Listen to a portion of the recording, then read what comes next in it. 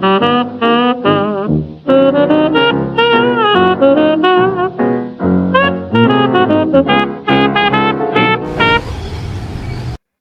ke tugas teori permainan.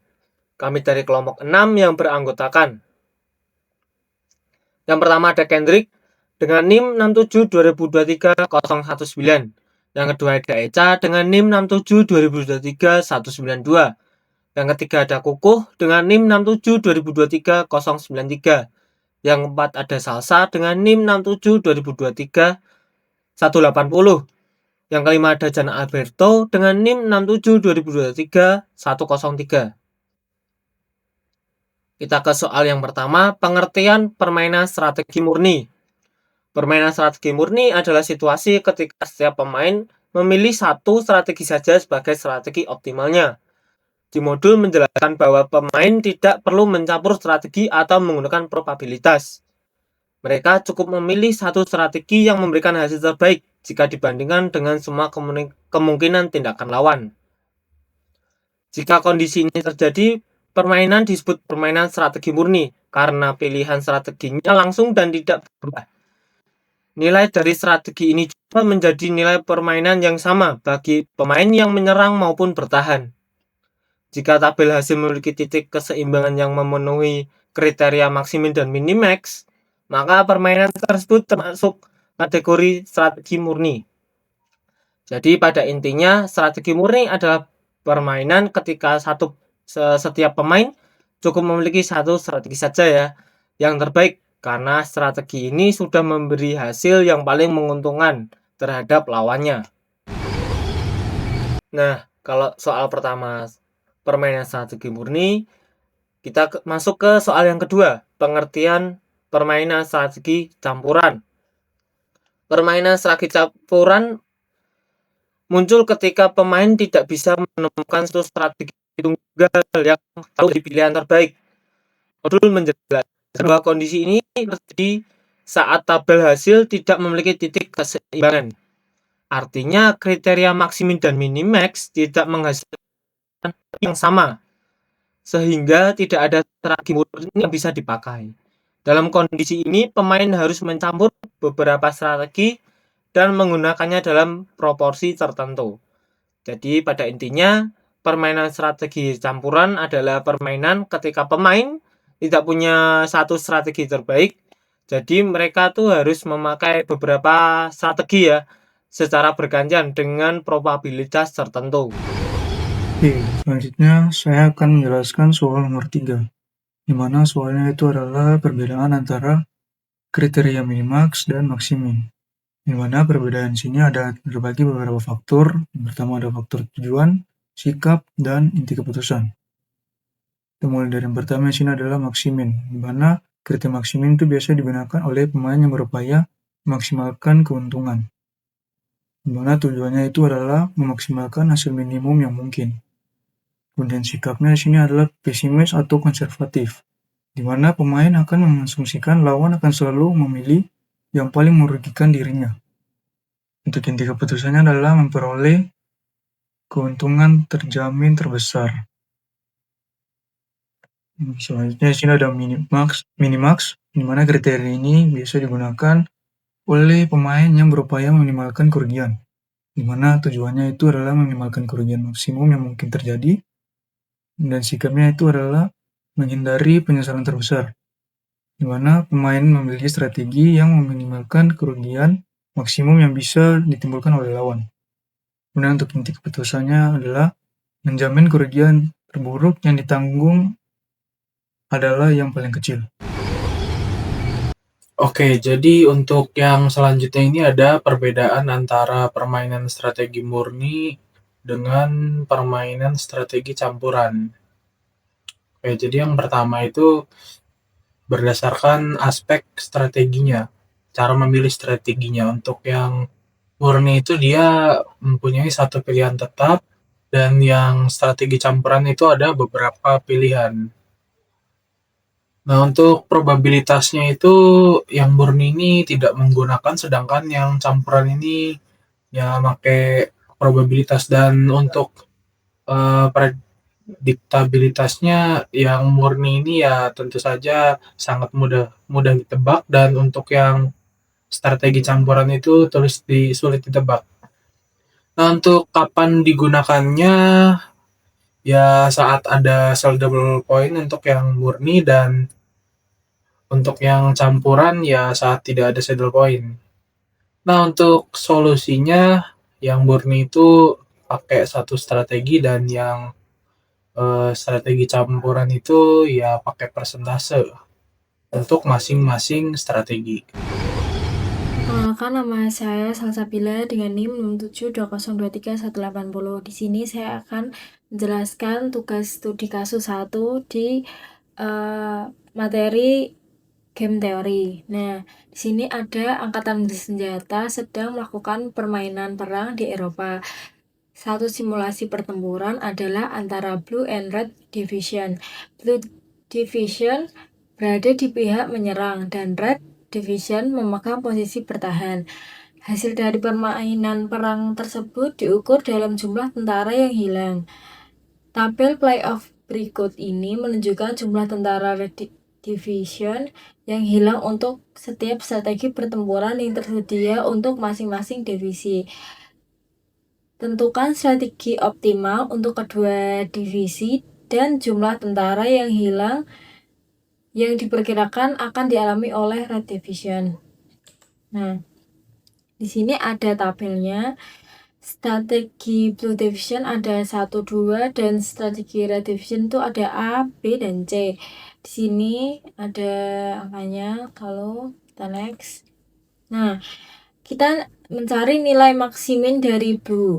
Nah, di baris karena Blue itu strategi Blue ada di sini, jadi dia mengarah ke baris. Nah, baris pertama itu ada 1800, 2000, dan 1700. Nah, di sini ada 1800, 2000, 1700, dan baris kedua itu ada 2300, 900, dan 1600. Nah, di sini kita cari nilai minimalnya yaitu 700 dan 900. Lalu strategi maksimin optimalnya, maksimin sama dengan 1700. Ini ya, kita cari yang paling besar. Nah, berarti Blue strateginya itu pakai yang pertama. Lalu kita next. Nah, kita mencari nilai minimax dari Red. Nah, kan tadi ada 3 kolom. Nah, kita ambil ini, dan ini. Dengan kolom A, nilai maxnya 1800 dan 2300. Kita ambil nilai maksimalnya jadi 2300. Kolom B, nilai kita mencari nilai maksimal dari 2000 dan 900 yaitu 2000, dan di kolom C itu ada 1700 dan 1600. Kita ambil 1700. Lalu strategi minimax optimalnya minimax sama dengan 1700 ini, karena ini paling kecil, karena ini minimax. Nah, berarti strategi Red itu memakai strategi yang C, yaitu 1700. Lalu terdapat saddle point 1700 pada posisi Blue pertama dan Red yang C. Jadi strategi optimalnya itu untuk Blue itu strategi 1 dan Red itu yang strategi C. Tentara Red yang hilang diperkirakan 1700 orang dan nilai permainannya itu 1700 orang adalah ini. Oke, selanjutnya kita masuk pada tugas studi kasus yang kedua.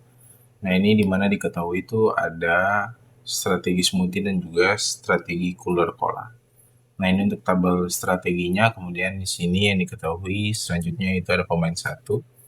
Nah, dimana ini merupakan smoothie soft drinks, atau kita sebut saja smoothie. Kemudian pemain 2 itu cooler cola company atau cooler cola, dimana smoothie ini ingin memaksimumkan kenaikan pangsa pasar, sedangkan cooler cola ini ingin meminimumkan kenaikan pangsa pasar dari smoothie.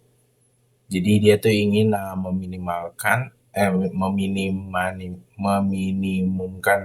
kehilangan pangsa pasar cooler, kemudian dari cooler cola, dan yang berikutnya itu permainan dianggap zero sum, di mana itu kenaikan pangsa smoothie itu sama dengan penurunan pangsa dari cooler. Oke, selanjutnya yang ditanya yaitu dari A, yaitu ada strategi campuran atau mix strategi itu dari smoothie dan juga cooler cola. Kemudian B, perkiraan perubahan pangsa pasar, di mana tuh ada tambahan pangsa pasar untuk smoothie dan kehilangan pangsa pasar untuk yang cooler cola. Nah, untuk penyelesaiannya yang pertama ada A. Nah, di sini tuh kita akan menghapus strategi yang jelas lebih buruk atau lebih dominasi gitu lah. Kemudian di pihak smoothie itu ada pemain satu, terus kita bandingkan antara baris 1 dan baris 3, dan sehingga kita mendapatkan kolom A itu 10, 6, kolom B 9, 8, dan kolom C 3 dan 4 dari baris 1 dan 3. Dan untuk tabelnya seperti ini, di mana di pihak cooler ini pemain yang kedua itu setelah baris ketiga dibuang, kemudian B dan C itu menghasilkan baris 1, di mana 9 dari B dan 3 dari C, dan juga di baris 2 itu 7 dari B dan 5 dari C, sehingga strategi B selalu lebih buruk dari C. Dan akhirnya didapatkan permainan 2x2, yaitu seperti ini.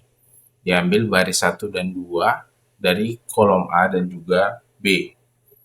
Nah, strategi campuran smoothie ini misalnya tuh smoothie pakai strategi 1 dengan peluang P, dan kemudian yang berikutnya itu smoothie pakai strategi 2 dengan peluang 1 min P. Agar cooler itu bingung antara A dan C, nilai harapannya itu untuk smoothie jika cooler pilih A dan C itu hasilnya itu harus sama. Kemudian ini untuk hasilnya, untuk pilihan A itu hasilnya itu 6P ditambah 4, dan C itu hasilnya 5 kurang 2P. Kemudian kita gabungkan dan hasilnya itu 1/8. Jadi smoothie yang strategi 1 itu P1-nya itu 1/8 atau 12,5%. Sedangkan smoothie yang strategi 2 itu 7/8 atau 87,5%. Sedangkan smoothie yang strategi ketiga itu tidak dipakai karena hasilnya itu 0. Kemudian juga ini ada yang dari cooler. Untuk pilihan pertama itu hasilnya 7Q ditambah 3, dan pilihan kedua 5 kurang Q. Jadi disederhanakan jadi Q sama dengan 1/4. Nah, cooler strategi A itu jadinya 25%, C 75%, dan B tidak dipakai. Maka jawaban keseluruhan yaitu smoothie dari yang pertama itu ada 12,5%, yang kedua 87,5%, dan dari cooler itu 25% dan juga 75%. Untuk yang B, nilai permainan atau perubahan pangsa pasar yang kita pakai itu salah satunya tuh dari payoff tadi, misalnya EA. Nah, ini untuk hasilnya tuh 6, ini untuk 6 kali 1/8 tambah 4 sama dengan 6/8 tambah 4.